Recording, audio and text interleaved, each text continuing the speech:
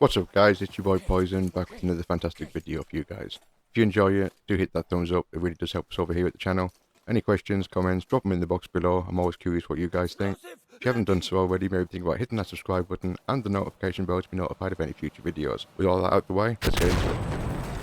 So today we're going to be taking a look at the new tactical sim, Insurgency Sandstorm, recently released to console. Today we're going to be taking a look at the settings you want to change straight away to give yourself the best player experience. So as soon as you load in, you come to the main menu, simply go down and select settings.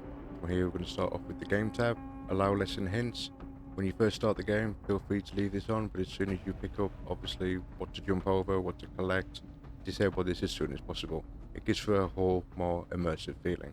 Allow the current objective pop up, but we want to keep this on because we always want to know where we're trying to make our way to.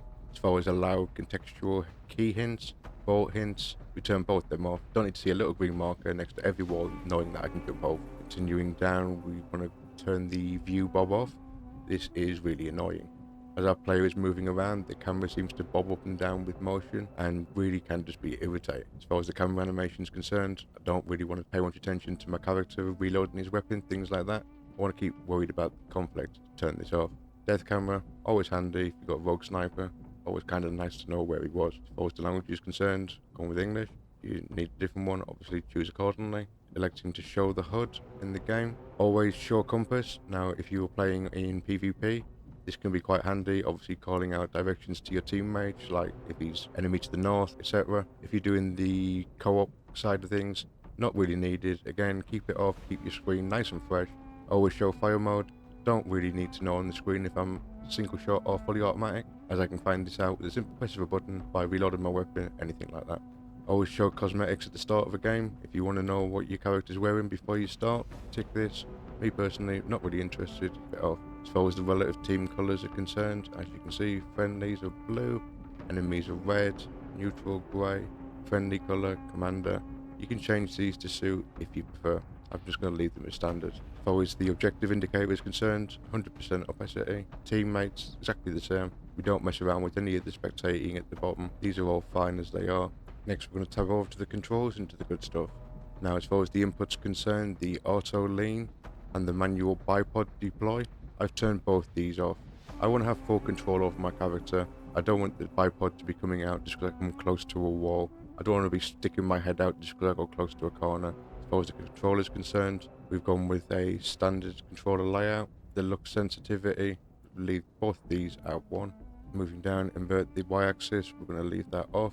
Aim sensitivity curve, we're going to go with linear. As far as aim down sights sensitivity, I've elected to go with this just a little bit higher. I want to be able to get my gun on target as quickly as possible. Scope sensitivity, we've also raised that to 1.2. We thought that's a really good, nice sweet spot. Focus sensitivity, we've left that as 1. The ×1 scope and the ×1.5 scope, these are two scopes that I use on a regular basis. Now, when I'm quite close quarters, I want the ability to be able to track and get on target as quickly as possible. So like I say again, we put both these a little bit higher. If you use any of these sights for any particular reason, feel free to adjust them, but I kind of feel like 1 where they are now is kind of a really good sweet spot for most of these. Skill sensitivity with field view, leave that on. FOV scaling, again leave that on. As far as the aim dampening is concerned, now this game doesn't have a auto aim like some games do. What it does have, it has like an aim dampening. So as you're aiming closer to the target, it will actually start to aim at the target a little bit slower. Now, I want to turn this completely off. Again, I want to be completely in control. If I want to aim at a target quickly, I want to be able to do that. I don't want the game slowing that ability down. So we've dropped all of these back down to 0. As far as the vibrations are concerned, if you want to keep them as they are, you can. I've dropped this down to 0.4. I want a little bit of feedback from my controller, knowing when I'm shooting, things like that. Don't want it too high where it's going to be an irritation. As far as the left stick and the right stick dead zones are concerned, providing your character is not moving around of free will, leave them as they are. Going across the next tab is the video. The gamma, personal preference depending on what kind of monitor or display you're using. For me, 2.2 seems to be a really nice spot. Next up is the camera, the field of view. Now it's currently set at 75. Now this is the field of view, like how wide of vision you've actually got on the battlefield. I've cranked this right up to 100%. I want to be able to see anyone coming in from the side of me. Going down to the advanced, we've got the motion blur. Personally, I hate travel sickness, don't want it, don't want to experience it. definitely don't want it in my game. Turn this off. As far as dismemberment is concerned, we've turned this on. This is not just to enjoy the blood and gore of the game, which is quite possible, but it can actually be really helpful. Now, on here, when you kill somebody, you are not going to be rewarded with XP on the screen. You're not going to have any kind of kill feeds. You will not even know if you've killed the guy. If you see his head pop off, well, you kind of know what's happened. Final tab, we're going to go across speaker configuration. Now, providing you're using a set of headphones, I would highly recommend using this. This can be really helpful. It will give you directional cues in which way sounds are coming, distances. It's so immersive, I highly recommend it. With regards to the volumes, I leave the master volume as it is. The music volume I've dropped down to about 70. I'm not here for the music, I'm here for the immersion.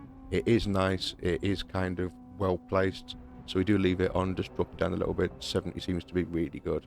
As far as the mute and the voiceovers, we leave them as they are. The voice chat, again, it's going to be down to personal preference, guys. If any of these are irritating you, this is the place to come. So that's going to do it for the video. A huge thank you for you guys stopping by, checking it out. Any questions, comments, drop them in the box below. Until next time, guys, stay safe and keep on gaming.